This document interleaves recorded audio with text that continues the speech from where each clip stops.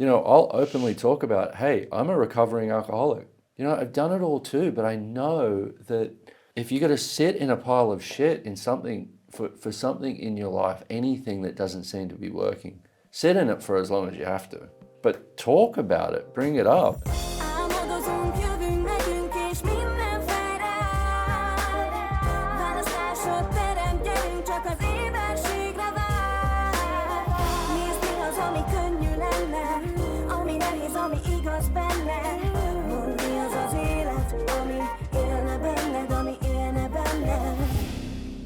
Hi guys, welcome. And I'm so excited because finally I have another guest and I can just have an episode in English. And this is you, Brendon. Oh, English for me. Yeah. Good, because my Hungarian is terrible. No, you know some words, do you? I don't know. You've been here so many times. I know. But I've got like Spanish rolling up here. I've got Portuguese. I've got all of these. I'm lost in what's what at this point. I mean, Hungarian, not too easy. And You should learn Cicus. Cicus? Cicus. Cicus. Kitty. So I'm actually so excited, so grateful that you came today. I know you have a class and then it's an effort to make it during lunch break, but... Hey, I'm grateful. Thank you. Thank you. Amazing. I was wondering, what if we talk about bodies? Because we didn't have a topic. I was like, just come, let's have a conversation. Bodies? And let's talk about some body stuff. Okay.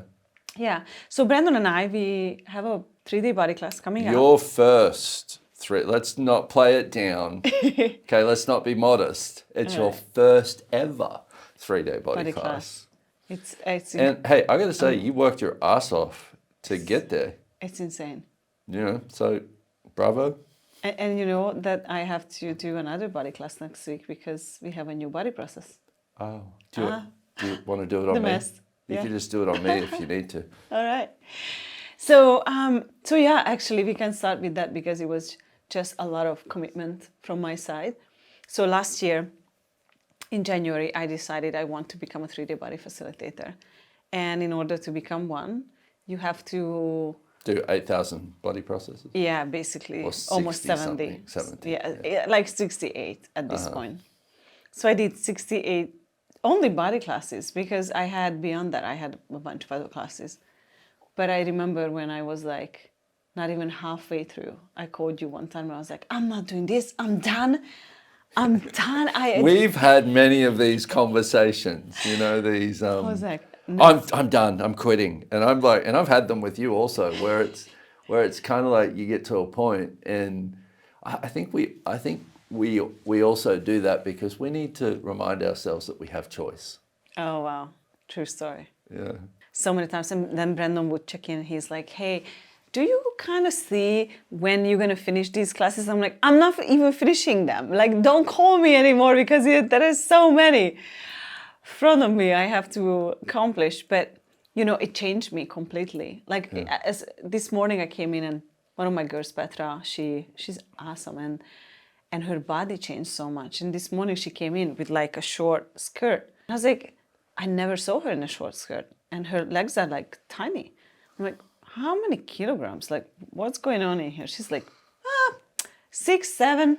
I'm like, what did you do? She's like, I just been to 70 body classes last year. I'm like, really? She went to all of them. She managed the whole thing for me from day one to day. I gifted her a CFP class this weekend.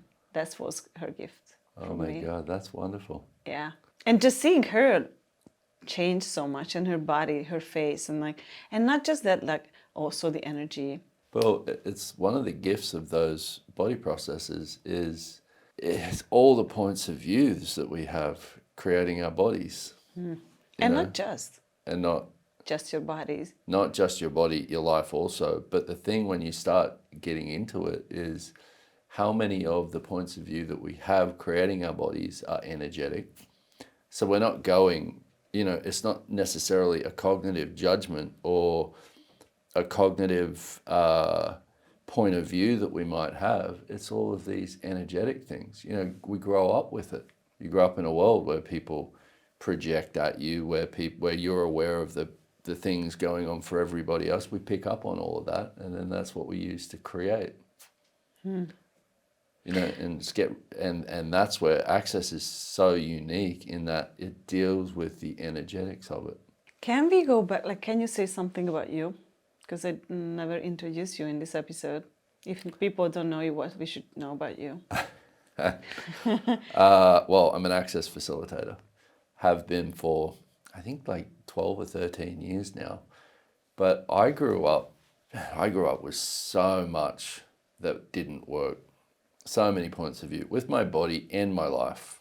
You know, like by the time I was 29 when I found Access, and I was pretty much at the end for myself. Like I was struggling, not only with my life, but I didn't like myself.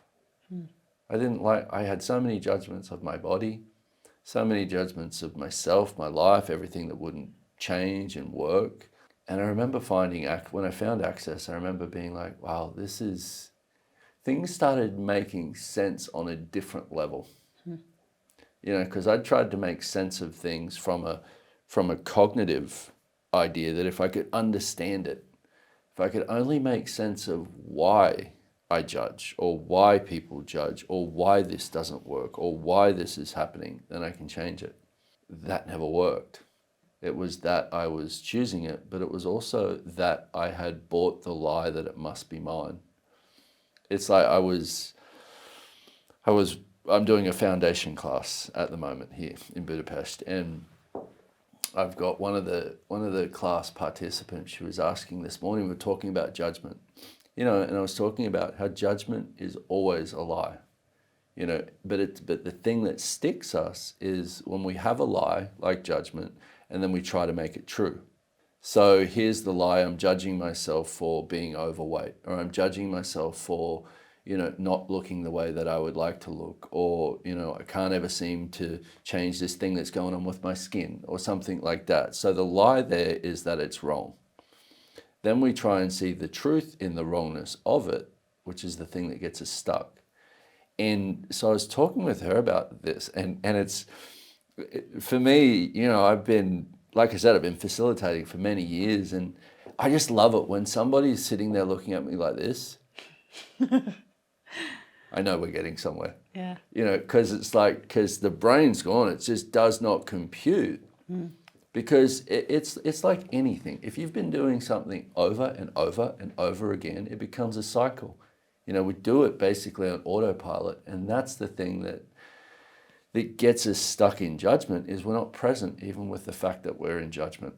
You know, and so she was trying to convince me that she was wrong for being overweight. And I'm like, why is that a wrongness? And what makes it overweight?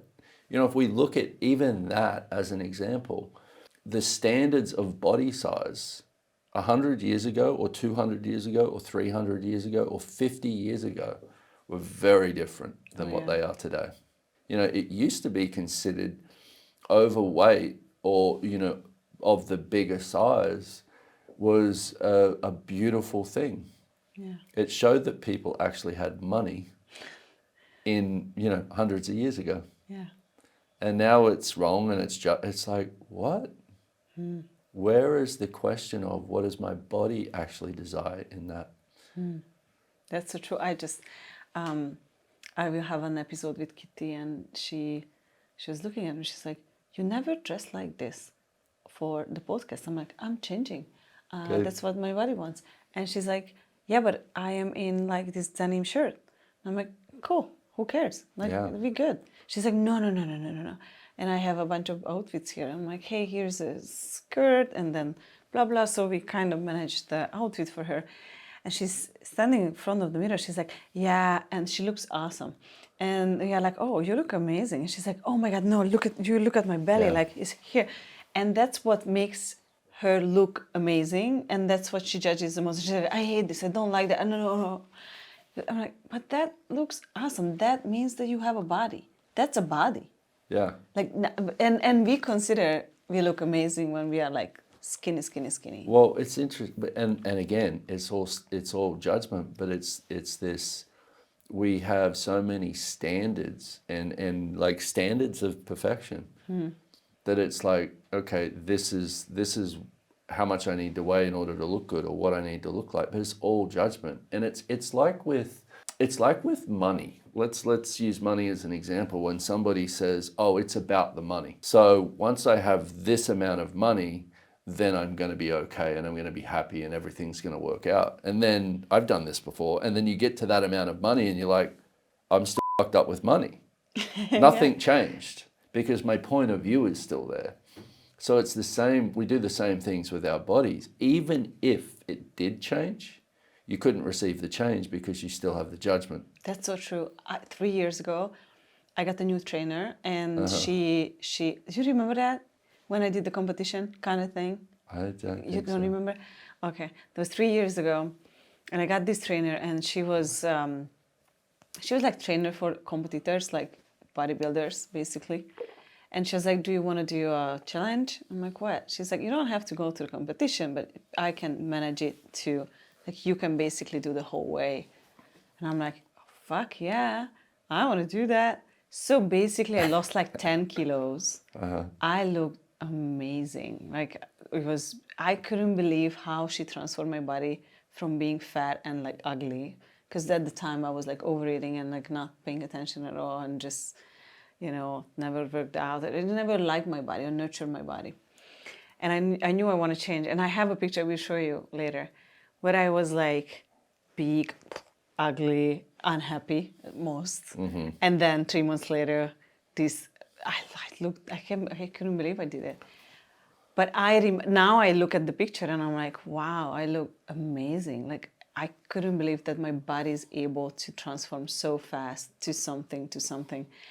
And then what was the most interesting was I didn't feel skinny at the time. I still judged my body. Yeah. And I never received the change or received whatever it was. It was so weird. Well, isn't it interesting though, the thing that you said at the end with being unhappy. Yeah. And it's like I know for me, when I'm being me, nothing triggers me. I'm talking, it's like, oh, you just threw a snowball at my head. Okay, whatever. It's like, okay. But it's not, you're not looking for anything to validate your reality. You're not looking for a problem. You're not looking for a judgment. You just have a sense of you. Notice when you have that, the judgment's not there. But then when it's, oh, I'm unhappy, everything comes in to validate why. So it's all the judgments but that's where also how many of the judgments that we have or believe we have of ourselves will we picking up from the world around us. Your life was very different 12 years ago when you had access. You were living in Australia at the time, right? And how was it with your body for you? Because many people, when I have a conversation with people, they have access and certain people say certain things like the money situation changed first and then relationships or something. Because like for me, everything has changed for me, but I hated my body. And I always said, even in my membership, guys, if there will be one day when I like my body, when I don't judge it, when I have like ease with my body, that will be a fucking miracle. Because that was the last thing. Yeah, that was just the last. I'm there yet. I am there. Miracles. Yes. Miracles. No, it happened. I think a year ago or two. I can't remember. But I just had one day when I was like, I'm tired of judging myself, the shit out of my body, and I just need to stop doing that. And it shifted. It was a cool experience. But I thought it will never change. Like, how was it for you? Well, it's interesting with that also because a lot of people have the idea that you got to get to a certain degree of suffering before you'll actually change something. So it's like, but we do, and we get to a point where, what if you didn't have to judge yourself up until the point that you have to change something? Because the other thing is that we have the idea that we need judgment in order to change. So I won't change something unless it's wrong. I won't change, and I definitely won't change something if I've got it right. It's this idea that judgment actually creates anything. What I want to say to that is, what if like I've had so much more ease with changing things in my life when I've gone, okay, so what would it be like if I actually had allowance that I'm choosing it? You know, what if I just went, okay, so this is how it is, this is how I'm creating it. Okay, cool. What if I was in allowance of that? And then do I actually desire to change it? From that space, it's been very different. But for me, I was always like, I've been a very outdoors kind of person. I love my body, but I have not always treated it that way. And, you know, so I found access, and my main thing was getting happy. I thought if there was ever a day where I actually woke up with a smile on my face, that would be a miracle, you know, because it was just misery. You know, I was just miserable. You were, I don't know, doing drugs or Oh, alcohol? everything. Drugs, alcohol. Yeah. Actually, Surfing, having a dog? when I started Access, when I found Access, I was still smoking weed. But when I started Access, I was just done with it. But the alcohol, I wasn't done with that yet. You know, and it was, alcohol was, you know, I grew up in Australia. I grew up around people where, you know, one of the sayings was, there's no alcoholics in Australia. There's just Australians. And, you know, but it was like, it was part of the culture there. But Wine o'clock. yeah, Yeah. it's like, you know, or can of courage. You know, if you're going to deal with anything that's uncomfortable, you need alcohol first. Yeah. But it's like, It's so Aussie of you. I always knew I was different with that also. And it was something that meaning that even when I started drinking, it was, everyone else would have a couple of drinks and they'd be like, all right, what are we doing? You know, and I'd be like, where's more alcohol? From the beginning, you know, and so that was something I really struggled with, even with having the tools of access, you know, and it's not, I'm sober now almost 4 years. Yeah. Really? I know, Almost that went 4? quick, huh? Almost 4 years. The Mexico trip was 4 years ago? Almost. Yeah. Wow. I'm 4 years sober in April this year. And, you know, one of the things I used to ask my body, the last 2 years before I got sober was really destructive on my body because of the way that alcoholism progresses. For me, it got to a point where I just couldn't stop. You know, I was trying to stop on my own and I knew it was killing me. And I would ask my body, you know, first of all, I was doing different things of like, well, how about I just drink on the weekends? That'll be okay. You know, and the weekends would turn into Mondays and then the weekends would become 7 days, you know. Oh my God, I'm having a 7-day weekend, you know. But I would do things like, well, I'm going to do a liver cleanse and that means, you know, I'll clean out my liver and then I'll be okay to drink again. Delusional. But here's the things that we do. You know, it's like, well, if I do this, this will fix what I've decided is the problem. Here's my solution so that I can keep creating the problem. And so I did this and finally I was getting sick all the time, at least once a week, like, and really sick. And I started asking my body, okay, body, how long do I have left before this is irreversible and I cannot change it? And my body clearly gave me the energy of 3 years. And I knew it was no joke. I knew I was killing myself. And basically, you know, I tried changing it, but here's that thing about judgment is I had so much judgment of it. It was just this, and the only thing that I could use to avoid being present with all of the judgment was more alcohol. You know, so it was the perfect thing. Let me avoid the judgment by choosing more of what I'm using to judge myself. So eventually for me, you know, it got to a point where I had basically two choices, change it or die. To be honest, you know, in the beginning of my sobriety, there was times where I was considering that death would have been an easier choice. Wow. You know, and I was just... Did you do rehab or something? No, you know what? I actually talked to this guy. I still remember this guy I called. The last night I was drinking, I was a mess because I knew I was like, this is it.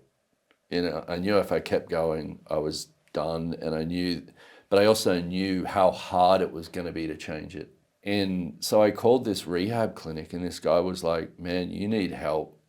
You know, he could hear in my voice that It was dangerous waters. And he was like, look, you need medical detox and you need to get to a rehab clinic. You need to do it right. You need to do it this way. And it was $1,000 a day because in America and no insurance and blah, blah. And you need 40 days. And I was like, 40 grand? I don't have 40 grand right now, you know.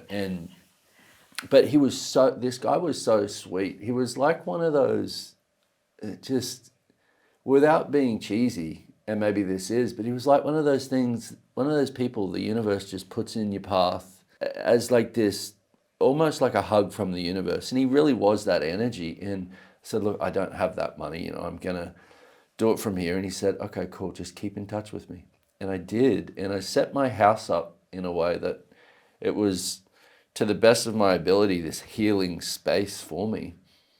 And I began You never look back. my journey. Wow.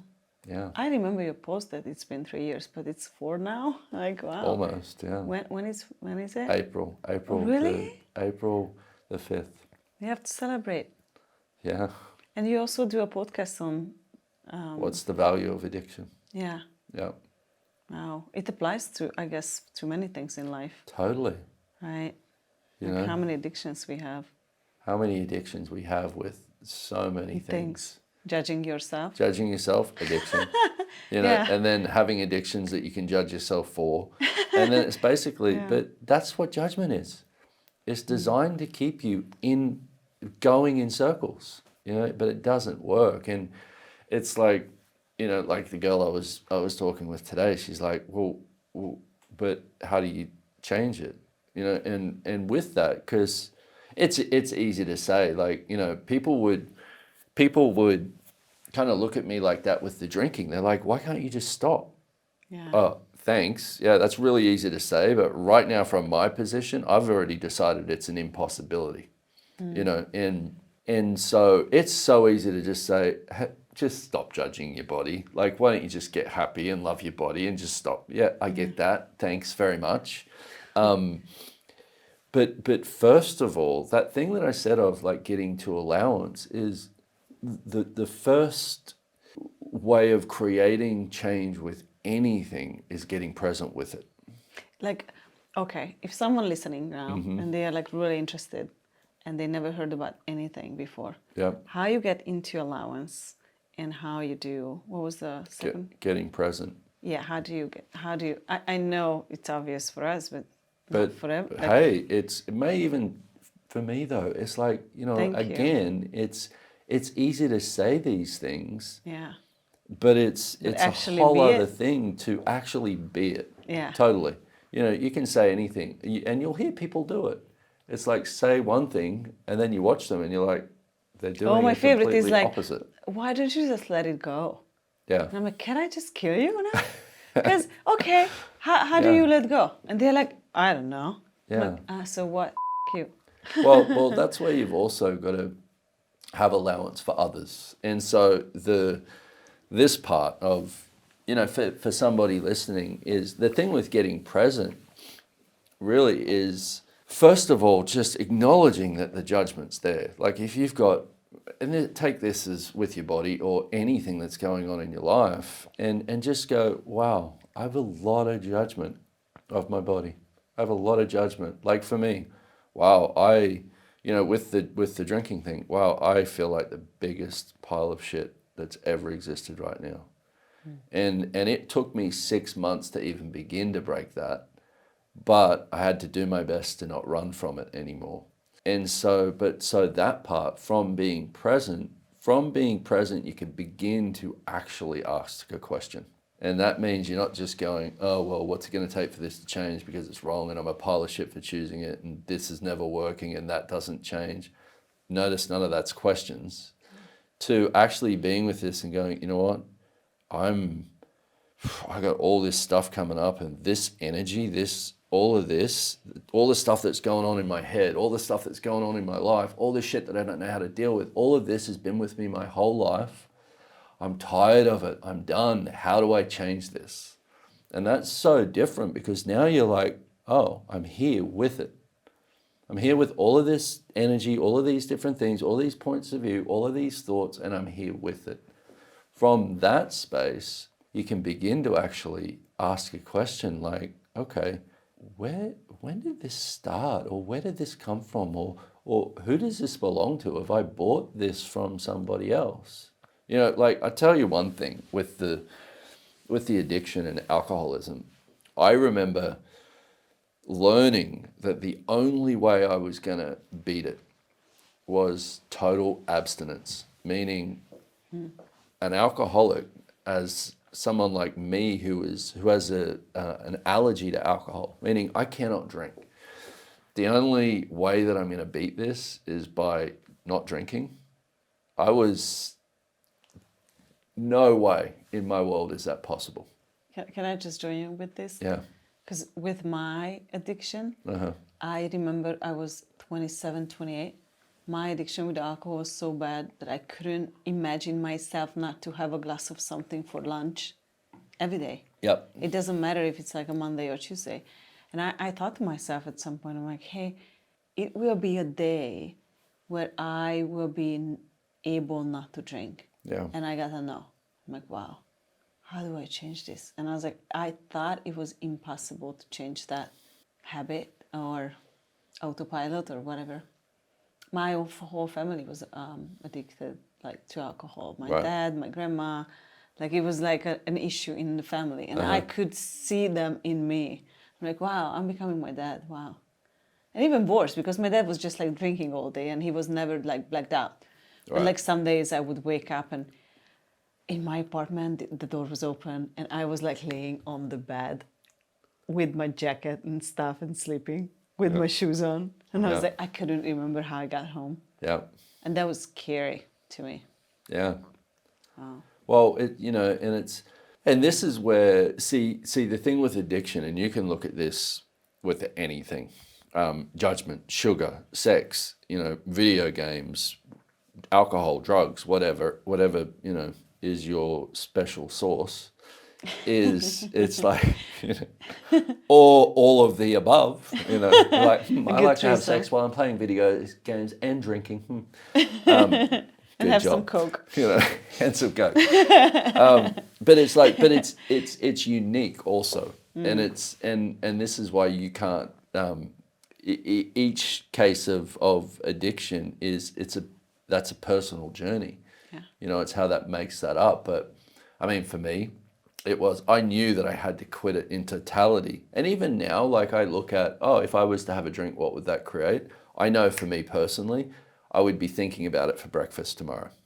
And that's a total awareness of how I'm made up physiologically with regards to addiction and, alcoholism, without going into that whole thing. But anyway, with that, I was like, no way in the world, like, this is my crutch. And this is like, if anything shows up that I don't know how to deal with, I got alcohol. And it was like that energetically for me. I knew I had a fallback position. But see, we do the same with judgment. As long as judgment's there, we know we have somewhere safe to land because it's so familiar to all of us. You have something that you have. Well, if I can judge myself as wrong, then I know I'm solid. I'm real. We can have a conversation. Okay. Tell me how you're wrong. I'll tell you how I'm wrong. Okay. But it's like that. But interestingly, my point to this is almost 4 years down the track, I look back on that and here I am. I don't need alcohol. And I'm like, wow, so that was such a dynamic lie. I couldn't see anything beyond that. And now it's like, what? This is what we do to ourselves with judgment. You can't see anything beyond what you've judged yourself as. You can't receive anything that doesn't match it. And so this is where judgment is the killer because it eliminates receiving. Wow. I'm really curious. So you had the verbal tools, and then you had Gary and Dane as one of your best friends, and also Simone on your side. So how did you use the body processes, or I want to go on that path? So you had your friends and all your support system, and you made your choice. Yeah. But your body, I guess, you needed some recovery, change, Well, energetically, in many ways. Did you use any of these tools? Oh, And yeah. if so, what? Yeah, I mean, bars, Okay. massive What is bars like? bars. Sorry, So, no one knows. bars was my first introduction to access. 32 points on the head, a body process when lightly touched eliminates all the thoughts, ideas, beliefs, considerations you have about different things. Money, body, aging, money, money, Money. money. In class today, I was just like, just one word that just can bring the whole mood of a room down. Money. But it's So like, it's true. about deleting basically, all the junk that we have, all the shit that we have that's creating all the problems in our lives. And that was a big one. But for me, the biggest part was the choice to live. Oh. And Making so a it's demand or committing to your life, just basically. going, you know what, I'm going to do this for me and I'm going to choose to live even if it kills me. Wow.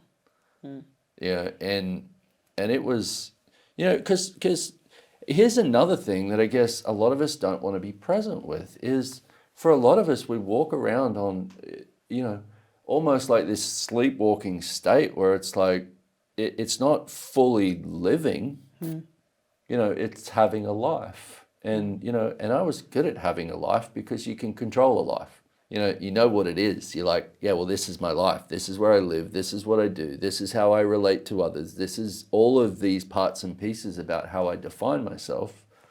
And I could totally define myself on being an alcoholic.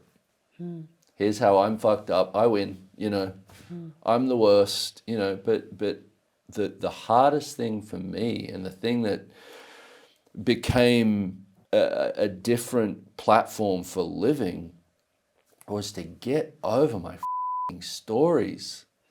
Like how many of us have so many stories that we live from, and man, if you're listening and this pisses you off, I get it, because man, it didn't piss me off. And I was like, this isn't my story, this is my victim thing, that this is why it's happening to me this way. And interesting, like even with talking about the addiction and all of that, I could give you every excuse under the sun as to why I was alcoholic. Okay, why I had all of these problems, why all of these things didn't work. On paper, you could sympathize with me. But from that position, nothing changes. Yeah.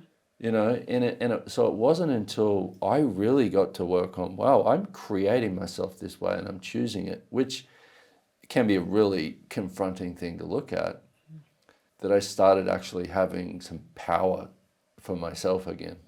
You said something, I want to go back there, it was really cool, that you made the choice. And like, I would say sometimes, I just had an episode I was talking about this, is when you basically commit to your life or commit to a choice or commit to something, right? And that creates a different energy. It's like you break the flow.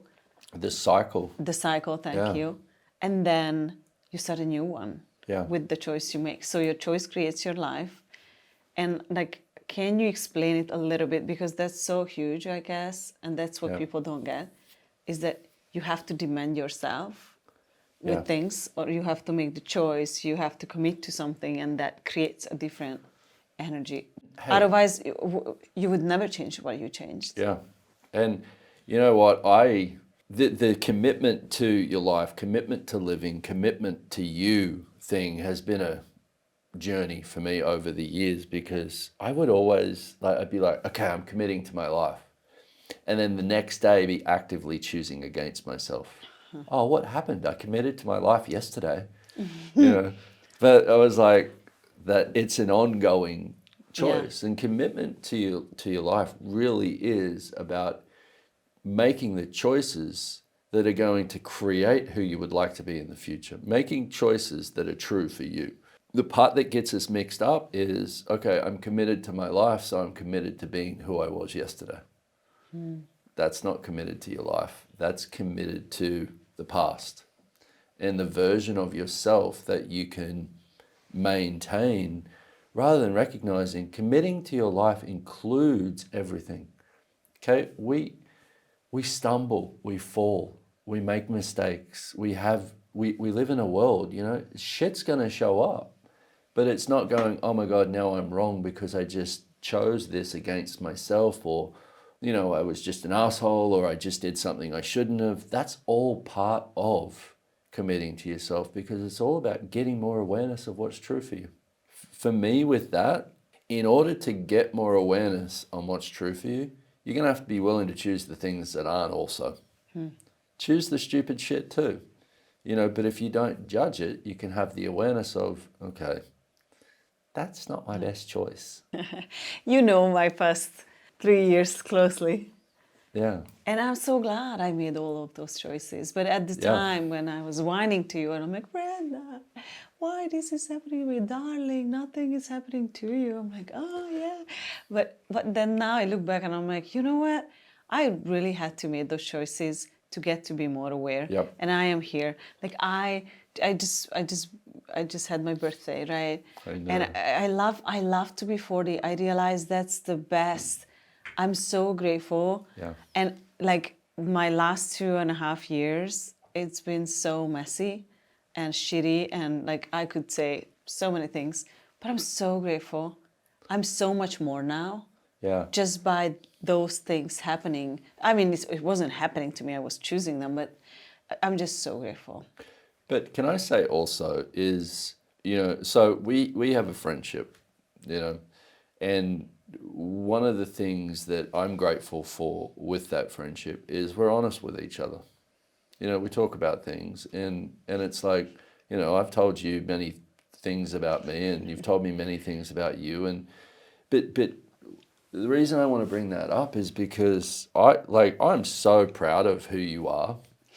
I really am. Thank you. And see, because we can sit here and talk about this stuff, but also we'll have conversations with each other where, like I said, where I'm like, fuck, this isn't working, I want to quit, or, you know, like we allow ourselves to not be perfect. And this is such a great gift, because if you can have that vulnerability with yourself, this standard that we live from, that commitment to you is about commitment to perfection, Yeah. I will sit here and I will tell you, I've done so much stupid shit. I mean, I'm an access consciousness facilitator. You know, I really do my best to facilitate. I really do, to be present with somebody, to empower them. But I have so much to draw upon. You know, I'll openly talk about, hey, I'm a recovering alcoholic. I'm 4 years sober, and I have fought my ass off to get here. But I bring that up because it's like, hey, I've done it all too. Oh, yeah. You know, I've done it all too, but I know that if you got to sit in a pile of shit in something, for something in your life, anything that doesn't seem to be working, sit in it for as long as you have to. But talk about it, bring it up. And that's why, you know, I love that we have that I can call you and you can call me, and we just go, rah. Can you ask me a question? No. Can you take a breath? Yeah, no, just take one breath. I'm like, I don't want you to ask a question. I just want to whine here for like half an hour. And that too. And Yeah, you know, like, so I hate everyone.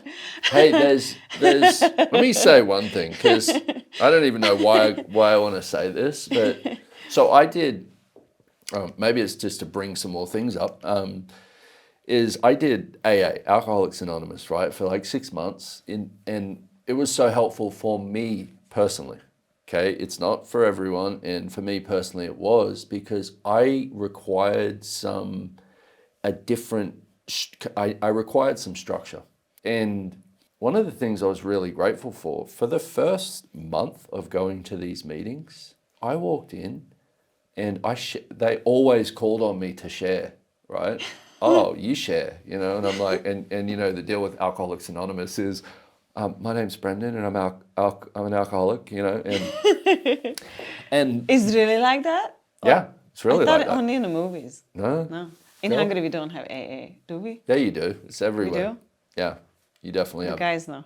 Yeah, it's everywhere. I mean, not from experience, but just heard Well, about but it. no, it's like, You walk into a church or a hall somewhere, you'll find it.